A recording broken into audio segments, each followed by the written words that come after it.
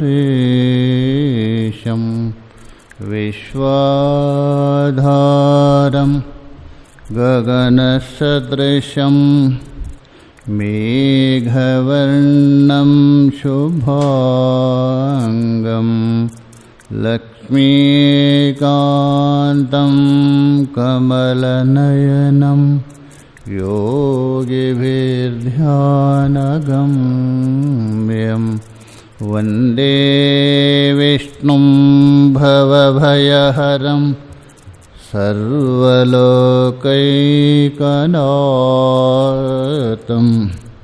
यं ब्रह्मा वरुणेन्द्ररुद्रमरुतः धन्वन्ति दिव्यैस्तवे वेदै साङ्गपरक्रमोपनिषदै गायन्ति यं सामगा ध्यानावस्थिततद्गतेन मनसा पश्यन्ति यं योगिनो यस्यान्तं न विदुषुरासुरगणा देवाय तस्मै नमः देवाय तस्मै नमः। ॐ शान्ति शान्ति शान्तिः। हम लोग श्रीमद् भगवद गीता के 9वें अध्याय को लेकर विचार कर रहे हैं। यहाँ तक विचार हुआ था मैं तो सभी संपूर्ण भूतों में समान है, किसी से द्वेष भी नहीं करता हूँ, ना किसी से प्रेम करता हूँ। जो मेरे पास में आता है, मेरे समीप में आता है, उनमें मैं हूँ और मुझ में वो है। और कोई भी भक्त क्यों ना हो, मेरे शरण में जो आ जाता है, दुष्ट से दुष्ट भी वो साधु ही है, सज्जन ही, ऐसा मानना चाहिए। क्योंकि धीरे धीरे वो आगे आध्यात्मिक मार्ग के ओर बढ़ने वाला है। यहाँ तक हम लोगों ने विचार किया था। आगे देखिए। उत्सृज्य च बाह्यं दुराचारताम् अंतः सम्यक व्यवसाय सामर्थ्यात्। हेतु दे रहे। अंतः सम्यक व्यवसाय सामर्थ्यात्। अंत बोल तो अंतःकरण में अथवा आंतरिक, जो सम्यक बोल तो यथार्थ निश्चय, उन्होंने दृढ़ निश्चय किया, यथार्थ निश्चय किया, उस सामर्थ्य के बल से क्या कर रहे? उत्सृज्य चा बाह्यम दुराचारता। बाहर में होने वाला जो दुराचार है अथवा जो भी शरीर से होने वाला जो कार्य था, इन सबको त्याग कर सकता है। उसके लिए एक ही है, आप अंदर से दृढ़ संकल्प हो जाइए, दृढ़ निश्चय हो गए, कुछ भी कर सकते हैं मनुष्य। कौन? जन्मांतर पुण्यफल अथवा किसी महापुरुष का कृपा पूर्ण रूप से नहीं होगा, परंतु उसके अंदर कुछ अंश में प्रवृत्त हो गया। या तो जन्मांतर का फल उदय हो रहा तत्कालिक, अथवा कोई महापुरुष की कृपा ऐसी होती है, उसके फलस्वरूप से कुछ समय के लिए वही उसको आगे बढ़ा सकते, क्षण भर के लिए उसको आप आगे यदि बढ़ा दिया, वो आगे बढ़ जाएगा, ऐसा माना जाता है। नहीं, कर्म भोगना ही पड़ेगा, वो तो बिल्कुल ठीक है, किंतु दोनों कर्म है ना, पुण्य कर्म भी है, पाप कर्म भी है, दोनों कर्म मिलके शरीर बना है।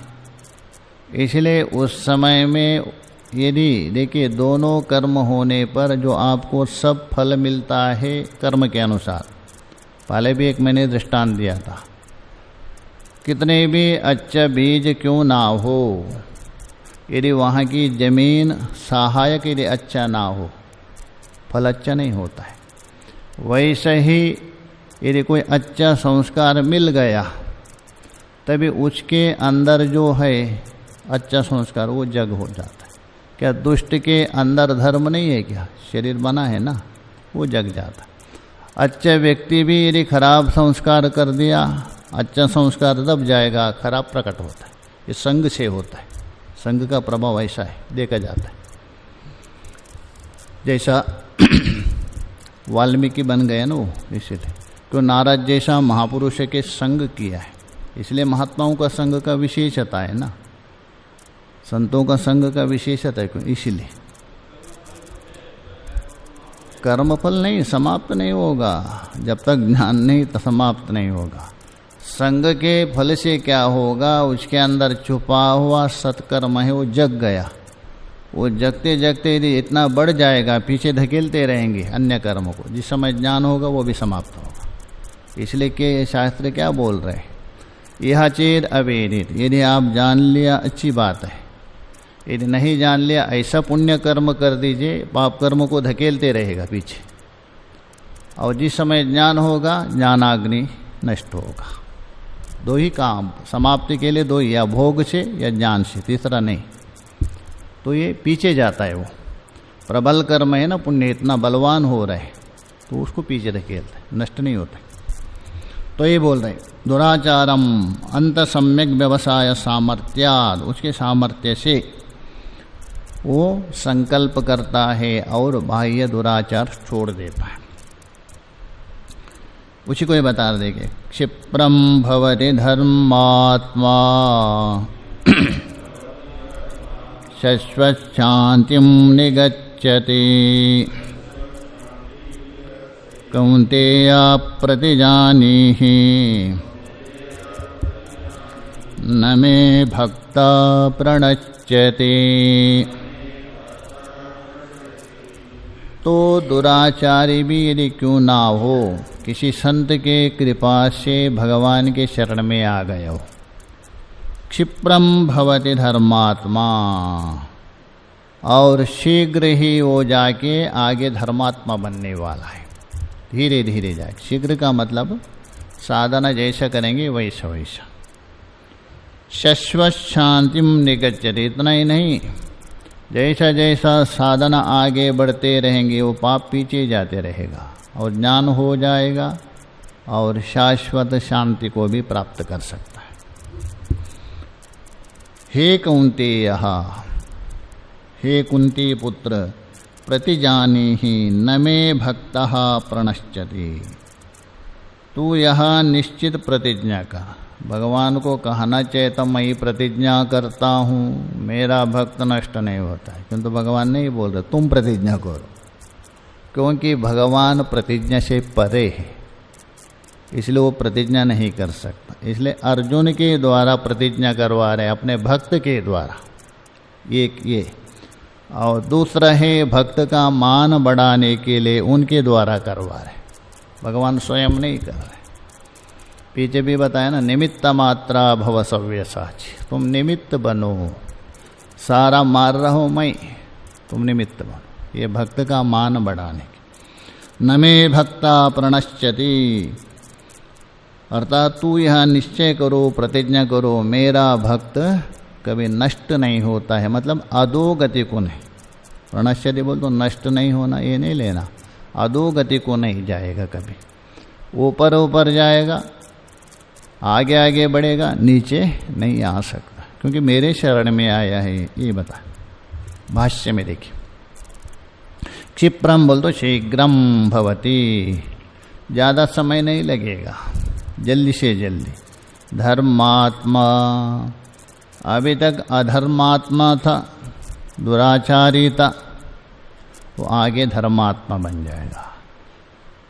धर्मात्मा का अर्थ कर धर्म चित्त एवं, अर्थात धार्मिक चित्त वाला, धार्मिक आचरण वाला, धार्मिक व्यवहार वाला बन जाएगा।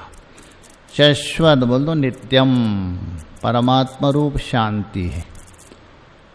उस शांति में करते उपशमम, सारे उपरति, अंतःकरण में उठने वाली सारी वृत्तियाँ शांत होना और अपना स्वरूप में स्थित होना। निगच्छति प्राप्नोति, धीरे धीरे वो भी प्राप्त करेगा। शृणु परमार्थम, हे अर्जुन पारमार्थिक यथार्थ बात सुनो। हे कौन्तेय प्रतिजानीहि त्वं प्रतिजानीहि, अर्थात तू निश्चय प्रतिज्ञा करो। क्या? निश्चितम प्रतिज्ञाम कुरु, अर्थात मैं आपके द्वारा प्रतिज्ञा करवा रहा हूँ, इसलिए तू प्रतिज्ञा करो। न में ममा भक्तो, उसी का अर्थ कर रहे हैं, मैं समर्पिता अंतरात्मा।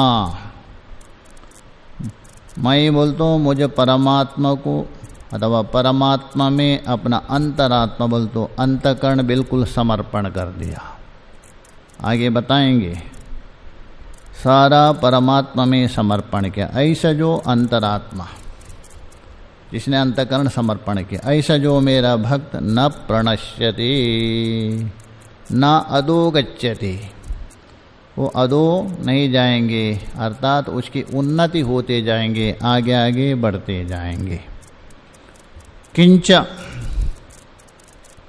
आगे बता रहे कैमुत्तिक न्याय के द्वारा, क्योंकि यद्यपि परमात्मा का दृष्टि से कोई भेद नहीं, चाहे तो पशु हो, कीड़े हो, मकोड़ी हो, शूद्र हो, चांडाल हो, श्री सब श्री, किंतु व्यवहार दृष्टि में थोड़ा अंतर किया है।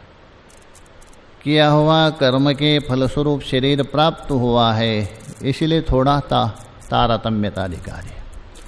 बहुत लोग कहते भगवान यहाँ पक्षपात कर रहे, बिल्कुल नहीं। ये तो कैमुत्तिक न्याय है। कैमुत्तिक बोलते ये लोग भी मुक्त हो जाएंगे, जो श्रेष्ठ ब्राह्मण और क्षत्रिय के विषय में कहने की क्या बात। इसके लिए ना तो किसी की निंदा करने के लिए, उपेक्षा करने के लिए नहीं ये श्लोक। कुछ लोग होते इसी श्लोक को आधार बनाते, अरे गीता पढ़ते आप लोग, बेकार है। क्या बोल रहे देखो आगे श्लोक में, तुम्हारी निंदा की है। ऐसे ऐसे रामायण है ना, शूद्र ढोल गंवार ये ताड़न के अधिकार, ऐसा दिखा देखो ये ताड़न के, इसलिए जला दिया बहुत लोगों ने। विचार नहीं है, उसका तात्पर्य क्या है नहीं समझेंगे, बस एक बोल दिया मान लिया आपने। ऐसा नहीं, यदि भगवान होकर यदि निंदा करे वो भगवान कैसा होगा। इसलिए इसका तात्पर्य देखना चाहिए, क्यों बता रहे करके। उसके लिए आ रहे देखिए, किंचा माम ही पार्थ व्यपाश्रित्य एपिषु पापयोनयः स्त्रियो वैश्य तथा शूद्रा तेऽपि यान्ति परां गतिम्। हे पार्थ, हे प्रता के पुत्र अर्जुन, माम ही व्यपाश्रित्य, मेरे शरण में आकर, मेरे आश्रय लेकर, एपिषु, जो कोई भी हो, पापयोनया, भगवान भाष्यकार के अनुसार जो आगे के साथ अन्वय किया है। कुछ लोगों ने पापयोनय को अलग किया, ये अलग एक है। पापयोनय का मतलब जो चांडाल आदि है अथवा अन्य भी निकृष्ट है, ये पापयोनय। उसमें भी ऐसा कोई प्रमाण नहीं, ये बात नहीं, भागवत में प्रमाण आया है। भागवत में स्पष्ट बता दिया है, केवल ये नहीं, भाविनः गोप्यो गावो नगा मृगः येपि मूढ़धियो नागः सिद्धः माम मयूर आंजसः, ये सब मुझे प्राप्त होंगे। केवल भावना पूर्वक मेरा चिंतन करते हैं। गोपी हो, गाय हो, नगः अर्थात पर्वत हो अथवा मृग हो, और मूढ़धिया, अत्यंत मूढ़ व्यक्ति भी क्यों ना, नागहा, नागा मतलब हाथी आदि, सिद्ध है, माम यो, ये मुझे प्राप्त होते। देखिए वहाँ स्पष्ट बता रहे, इसलिए सब पाप योनि, ये भी अलग है। तो पाप योनि का मतलब चांडाल आदि है ये पाप योनि। और कौन, स्त्री योनि, और वैश्य है, ततः शूद्रः, ये भी पराम गतिम यान्ति, ये भी परागति। किंतु भगवान भाष्यकार जी ने पाप योनय के इसके साथ जोड़ दिया क्रिया आदि करके, और कुछ विचारकों ने पाप योनियों को अलग किया, कौन, चांडाल आदि निकृष्ट योनि, और स्त्रिया है, वैश्य है और शूद्र आदि, ये भी मेरे शरण में जाएंगे, मुक्त हो जाएंगे। आगे के श्लोक के साथ संबंध इसका, कैमुत्तिक न्याय दिखाने के। मान लीजिए भाष्यकार के अनुसार, भाष्यकार जी ने जो अर्थ किया उसकी तात्पर्य अलग है, क्योंकि पुण्य का तारतम्य को लेकर पुरुष में अधिक माना जाता है, स्त्री में थोड़ा न्यूनता, इस दृष्टि से बोल दे। और यदि बिल्कुल स्त्रियों को यदि पापयोनि यदि मान लिया तो यज्ञ का अधिकार नहीं होना चाहिए उनको, पुरुष के साथ यज्ञ का अधिकार है, वंचित होना चाहिए। यज्ञ का अधिकार कैसे बनेगा? इससे यहाँ पाप योनि का मतलब निकृष्ट का तात्पर्य नहीं, आगे जो बता रहे उनके अपेक्षा न्यूनता बताने के लिए, कम बताने के लिए, ये तात्पर्य भाष्यकार की दृष्टि। और यदि आप अलग करते हैं पाप योनि, कोई आपत्ति नहीं, वो अलग ही हो गया। पाप योनि एक, स्त्री है, वैश्य है, शूद्र है, ये भी मुक्त होते। तो पाप योनि कौन होगा? चांडाल आदि। ये अर्थ क्या है? दोनों समाधान है भाष्य में। देखिए, माम ही का बोल दो यस्मात्, हे पार्थः व्यपाश्रित्या माम आश्रयत्वेन गृहीत्वा, केवल परमात्मा ही मेरा आश्रय है, संसार ने धोखा दे दिया, इसलिए परमात्मा का आश्रय अथवा परमात्मा का शरण होकर, व्यपाश्रित्य का दोनों, या तो परमात्मा को आश्रय करके अथवा परमात्मा के शरणापन्न होकर, गृहीत्वा। ये अपि, जो कोई भी हो, क्योंकि वहाँ भागवत में गाय भी कहा दिया, पर्वत भी कहा दिया, सभी को कहा दिया। महाभारत में भी आया है, पक्षी का भी उद्धार हो गया संतों का संभाषण सुन करके, ये भी आता है। अपि शु भवेयु, अर्थात वो भी गृहीत्वा भवेयु, अर्थात आश्रयत्वेन गृहीत्वा भवेयु, आश्रय ग्रहण करके दियो। कौन? पापयोनयः, पापः योनि येषां ते पापयोनयः। पाप है योनि, अर्थात पाप है प्रदान है जिस जन्म का कारण। देखिए, मनुष्य का यदि जन्म मानते, देखिए स्त्री वैश्य शूद्र सब मनुष्य है। मनुष्य का जन्म कभी होता है? पुण्य और पाप समान हो तभी मनुष्य जन्म प्राप्त होता है। और पुण्य अधिक होने से देवयोनि और पाप अधिक होने से तिर्यक है। किंतु जो समान होने पर भी उनमें भी थोड़ा तारतम्यता है। पहले भी एक दृष्टांत, सेकंड क्लास में भी फर्स्ट क्लास, सेकंड क्लास में भी सेकंड क्लास, सेकंड क्लास में भी थर्ड क्लास, ये भी होता है। सेकंड क्लास है उसमें भी फर्स्ट क्लास, ज़्यादा मार्क मिला। सेकंड क्लास में उससे थोड़ा कम मिल गया, सेकंड में सेकंड। जैसे फर्स्ट में फर्स्ट 90 मिल गया, फर्स्ट में फर्स्ट 80 मिल गया, फर्स्ट में सेकंड 70 मिल गया, फर्स्ट में थर्ड, वैसे सेकंड में भी होता है।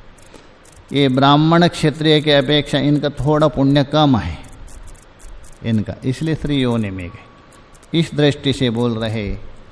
तो इसलिए पापः योनिः, अर्थात जो पाप है जन्म का कारण, ये शाम ते पापयोनयः।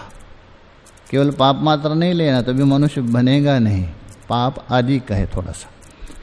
पाप जन्मनः केते इति, भाष्यकार जी ने उसका विशेषण बना दिया। स्त्रियो वैश्या तथा शूद्रः, स्त्रिय है, वैश्य है तथा शूद्रः, ये हो गए। तेपि यान्ति ही गच्छन्ति पराम गतिम, अतः प्रकृष्टाम गतिम, तो प्रकृष्ट गति को वे भी प्राप्त हो सकते हैं। तो यदि ये प्राप्त हो सकते हैं, आगे जो बता रहे ब्राह्मण और क्षत्रिय, किमोक्तव्यम, उनके विषय में कहने की क्या बात है, ये कैमुत्तिक न्याय, इसलिए दोनों श्लोकों के साथ संबंध है। आगे देखिए, किम पुनर्ब्राह्मणा पुण्या भक्ता राजर्षयस्तथा अनित्यमसुखं लोका मिमं प्राप्य भजस्व माम्।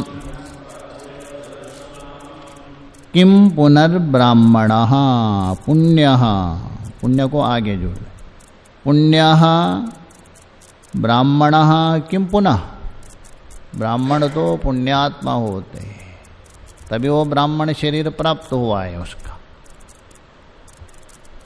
पुण्य का मतलब है दोनों बराबर होने पर भी पुण्य और पाप, उनमें पुण्य का बाहुल्य रहेगा, इसलिए ब्राह्मण योनि में आया है।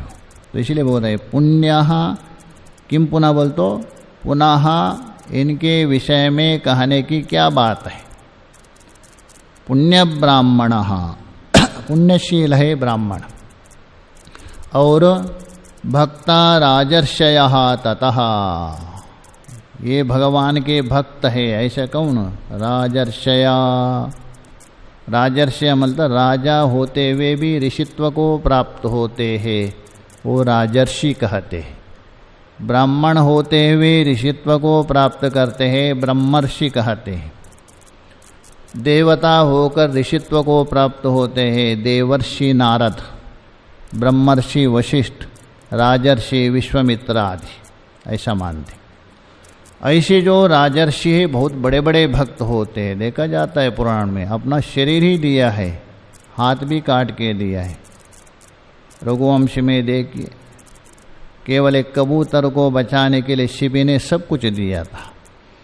तो इतना बड़े बड़े धर्मात्मक है क्षत्रिय और पुण्यात्मा ब्राह्मण है, किम पुनः, उनके विषय में कहने की क्या बात है। ऊपर जो गिनायता वे भी मुक्त होते हैं, और इनके विषय में आप आंख बंद करके सकते हैं, अवश्य मुक्त होंगे। ऐसा नहीं भगवान की शरण में जावे तभी। इसलिए हे अर्जुन, चाहे तो कोई भी हो, ऊपर बताया हुआ पाप योनि हो, स्त्रिय हो, वैश्य हो, शूद्र हो, अथवा नीचे श्लोक में बता दिया पुण्यात्मा ब्राह्मण भी क्यों ना हो, और भक्त राजर्षि भी क्यों ना हो, संसार तो अंततः नाशवान है। कोई भी कितने बड़े बड़े ऋषि आ गए, वो भी नहीं बच गए, कोई कुछ नहीं ले गए। इसलिए अनित्यम असुकम, सुख रहित है और अनित्य है, क्षण भंगुरम। लोकम बोल तो शरीरम, या लोक का अर्थ लेना शरीरम। लोक्यते कर्मफलम भुज्यते अस्मिन, ये शरीर हो चाहे तो ब्राह्मण का हो, क्षत्रिय का हो, शूद्र का हो, वैश्य का हो, चांडाल का, सब क्षणभंगुर है, अनित्य है।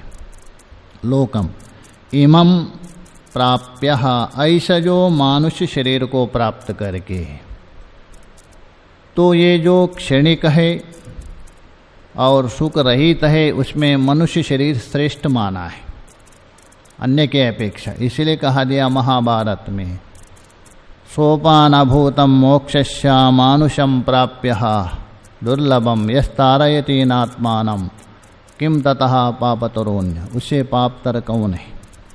इसलिए इमं प्राप्य, ये मोक्ष को चढ़ने की सीढ़ी है मनुष्य। भजस्व माम भजस्व, मेरा भजन करो, मेरी माया और जो उसका कार्य संसार है उसके पीछे मत जाओ। ये तात्पर्य भाष्य में देखिए। किम पुनः ब्राह्मणः पुण्यः विशेषण है। जो पुण्य योनि में जन्म लिए हुए ब्राह्मण हैं उनके विषय में कहने की क्या बात है, वो मुक्त नहीं होंगे करके। पुण्य योनयो अर्थात वो पुण्य योनि जन्मांतर में अधिक पुण्य किया था, उसके फल स्वरूप से यहाँ ब्राह्मण योनि में आया। भक्ता राजर्षयः, और जो राजा है ऋषि भी है, कैसे भक्त, बड़े बड़े भक्त ऐसा राजर्षि लोग, उनके विषय में भी कहने की क्या बात है। राजर्षि का अर्थ कर रहे देखिए, राजानाच ते ऋषया, कर्मधारा है। राजा होकर ऋषित्व को प्राप्त किया, क्षत्रिय होते हुए ऋषित्व को प्राप्त किया, उसको बोलते राजर्षि। च इति राजर्षयः।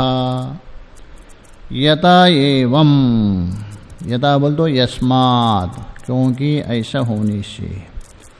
ऊपर जो गिना दिया 32वें श्लोक में, बापयोनया श्रिया वैश्यः शूद्रा करके, और यहाँ बताया ब्राह्मण और क्षत्रिय को बता दिया। ये सब जो बता दिया ये सब नित्य नहीं, इसमें कोई पुण्य का भले तारतम्य होगा किंतु कोई भी नित्य नहीं शरीर। अनित्यम क्षणभंगुरम दृष्टो नष्टः। भगवान भाष्यकार जी ने जो कठोपनिषद में ऊर्ध्वमूला अवाक्षा कहा, उसके वाक्य करते हुए दृष्टांत दिया कदली खंभवत, केले के पेड़ के समान, एक मुक्का मार दिया गिर जाएगा, वैसा ही संसार है। असुखम सुखवर्जितम, सुख है ही नहीं, लेश मात्र भी नहीं। इमम उल्टा दुख देने वाला है। इमम लोकम बोल तो मनुष्य लोकम, मनुष्य लोकम बोल तो मनुष्य शरीरम, यह मनुष्य लोक का मतलब ये मनुष्य शरीर। प्राप्य पुरुषार्थ साधनम, ये शरीर मिला है पुरुषार्थ साधन है। पुरुषार्थ का भी वहाँ भी मुख्य पुरुषार्थ मोक्ष एवं परम पुरुषार्थ, उसके लिए मिला है। दुर्लभम, ये मनुष्य शरीर दुर्लभ है। वेक चूड़ामणि में भगवान भाष्यकार जी ने स्पष्ट कहा दिया है दुर्लभम मानुषम करके।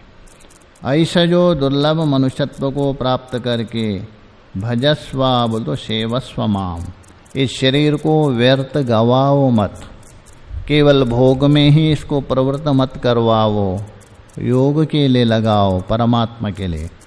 भोग तो अन्य योनि में तो मिल रहे, और एक योग प्राप्त करने के योनि है, उसको भी यदि आप भोग में लगाएंगे, योग कभी करेंगे, परमात्मा को कभी जानेंगे। इसलिए भजस्व, भजस्व बोल दो सेवस्व, मेरी सेवा करो, चिंतन करो, भजन करो। कैसा करे आपका भजन, कैसा चिंतन करे, तो अंतिम श्लोक में बता रहे कथम, किस प्रकार आपका चिंतन करे, चिंतन करने की प्रक्रिया क्या है ये तो बता दीजिए। तो बता रहे देखिए भगवान, मन्मना भव मद्भक्तो मद्याजी माम नमस्कुरु मामे वैश्यसि युक्तेवा मात्मानं मत्परायणः मात्मानं मत्परायणः मन्मना भवः। मनमना बोल तो मई एवा, मुझ में ही मन वाला हो जाओ, क्योंकि ये मन है एक ऐसा चीज है, उसको कोई ना कोई वस्तु चाहिए पकड़ने के लिए। बिना वस्तु से मन टिक नहीं सकता। सुषुप्त को छोड़ दीजिए अन्य में, तो अधिक से अधिक वो अनात्मा वस्तु को ही पकड़ता है, वही चाहता है। इसलिए हम बता रहे अर्जुन, अनात्मा पदार्थ से हटा करके केवल मुझ में ही मन वाला हो, मन मना भव हो।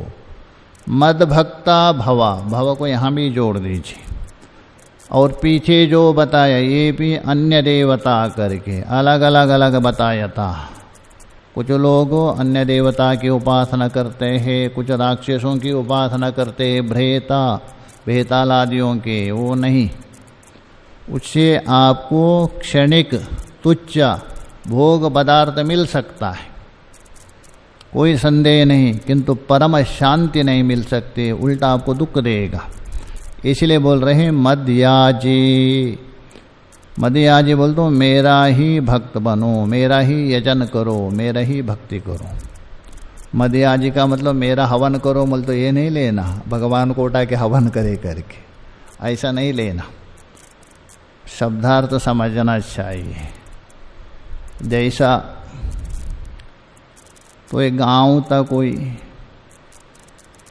तो एक गांव में किसी का एक गुरु आ गए गर्मी के समय में, तो उन्होंने गुरु को बिल्कुल गंगा जल से अभिषेक किया, दूध से अभिषेक किया, बिल्कुल बढ़िया। तो पड़ोसी में एक तो उन्होंने देखा, अरे गुरु जी की इस प्रकार सेवा करते हैं। और माघ के मास में दूसरे का गुरु पहुंच गया, ठंडी भयंकर। तो उन्होंने पूछा आपके गुरु जी आ रहे, क्या सेवा करेंगे? बिल्कुल मुझे पता है, आपने जैसा किया था वैसे ही मैं करूँगा, मुझे बिल्कुल पता है। तो ठंडी में क्या हो गया, उन्होंने संकल्प किया था 21 घड़े जल के द्वारा गुरु जी को अभिषेक करेंगे।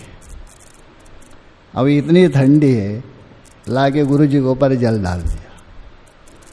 वो ठंडी लग रही तो उठ के चल पड़े, उसको बांध दिया और उसके ऊपर अभिषेक करे।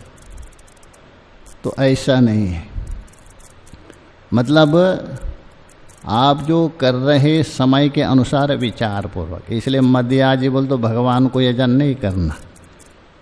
यज धातु का अर्थ यहाँ भजन है, मेरा ही भक्त हो जाओ, मेरा ही भजन करने वाला। माम नमस्कुरु। और जो भी आप जिन जिन को प्रणाम कर रहे हैं, ये सोचो मैं भगवान को ही नमस्कार करूँगा।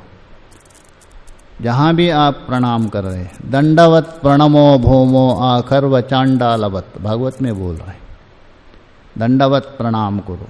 एक हमारा गुरु भाई थे उधर नर्मदा किनारे, महादेवानंद बोलते, दगड़ो महाराज बोलते, दगड़ो महाराज। बस कोई भी आ गए दंडवत प्रणाम करते थे, ये नहीं देखते थे सामने कौन है, महात्मा ग्रस्त, सब दंडवत प्रणाम कर। बहुत अच्छे संत थे। तो यहीं रहते थे महाराज, महाराष्ट्र के थे। महाराज ने नाम पूछा क्या है करके, पत्थर उठा के देखा है, बस दगड़, ये दगड़ो महाराज पड़ गया। बहुत अच्छे संत थे।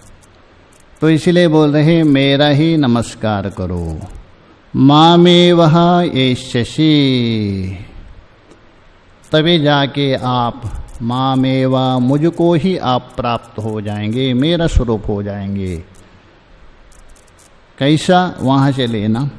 एवं आत्मानः युक्त, एवं बोल तो इस प्रकार आत्मा को मुझ में नियुक्त करके, आत्मा मतलब अंतःकरण लेना, जो अंतःकरण है शुद्ध अंतःकरण मुझ में नियुक्त करके, लगा करके, मामेवैष्यसि, निश्चय ही आप मुझे प्राप्त करेंगे। मत्परायणः, किंतु मत्परायण होकर और मुझ में ही मन लगाकर चिंतन करते हो, तभी मुझे ही आप एष्यसि बोल तो प्राप्स्यसि, ये निश्चय। भाष्य में देखिए, मनमना का अर्थ कर रहे हैं। मयि मनो यस्य स त्वं मनमनः, मुझ में ही मन वाला हो ऐसा आप, मनमनः। मयि बोल तो परमात्मा, परमात्मा है उसमें ही मन है ऐसा आप, ये मनमनः। भवा हो, एक प्रकार से अर्जुन को आशीर्वाद भेज रहे हो, बोल तो है आशीर्वाद है लौट का। मद्भक्ता भवा, और मेरा ही भक्त हो जाओ। मद्याजी, मद यजनशीला, यजन बोल तो पूजन, हवन अर्थ नहीं लेना। मेरे ही पूजा करने वाला हो। अन्य जो तुच्छ देवता है फल अवश्य देंगे आपको, तुरंत देंगे, किंतु वो फल है नाशवान है, पीछे बताया था। ऐसा मत हो जाओ, मेरा ही पूजन करने वाला हो। मामेव च नमस्कुरो, और मुझको ही सर्वत्र नमस्करो। अतः जहाँ भी आप देख रहे सब उस परमात्मा के ही स्वरूप है, इसलिए वैसा प्रणाम करो।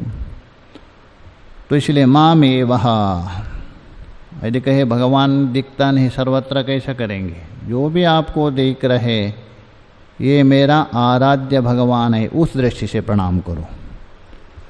तो माम का बोल तो ईश्वरम, इस प्रकार करने से माम एष्यसि, माम का अर्थ स्पष्ट कर रहे भगवान भाई, ईश्वरम एष्यसि बोल तो आगमिष्यसि, अतः प्राप्त हो जाएंगे, मेरे पास आ जाएंगे।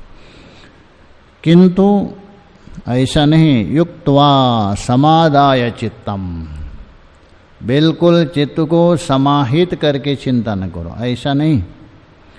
एवं आत्मानम, इस प्रकार अपने को समाहित चित्त करके चिंतन करो। अहम ही सर्वेषां भूतानाम आत्मा परः च गति परम अयनम तम माम, आत्मानम का अर्थ कर रहे, मैं ही सभी प्राणियों का आत्मा हूँ, अंतरात्मा हूँ, सारे प्राणी मुझ में कल्पित है। अहम ही सर्वेषां भूतानाम आत्मा, पराच गति, अंतिम गति है, अंतिम आश्रय है।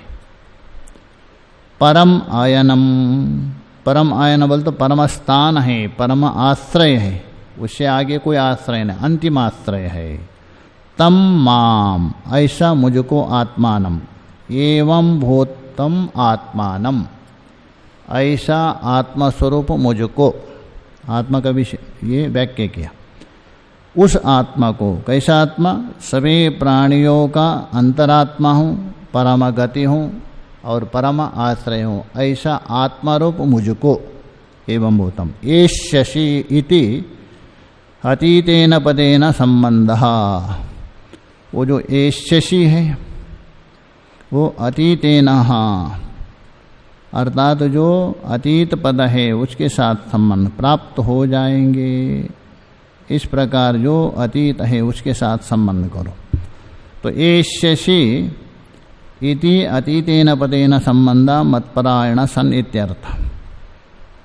इस प्रकार माम शब्द से जो आत्मानम शब्द का संबंध है, तो माम आत्मानम एष्यसि वहाँ अन्वय कर दीजिए।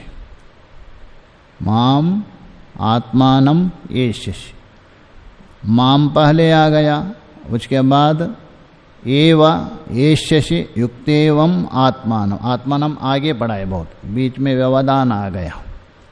तो भाष्यकार जी कहा रहे व्यवधान होने पर भी ये जो एष्यसि है, माम एष्यसि, उसके साथ माम आत्मानम वहाँ जोड़ दीजिए, आत्मानम माम के साथ अन्वय कर दीजिए। माम आत्मानम एष्यसि, माम बोल तो मुझको, कैसा? आत्मा रूप, संपूर्ण प्राणियों का अंतरात्मा है, परम गति है, परमाश्रय, ऐसा आत्मा को प्राप्त होंगे। यह संबंध मत परायण सन, और कैसा है?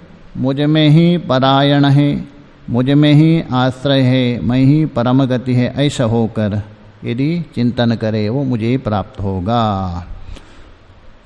ओम पूर्णमदः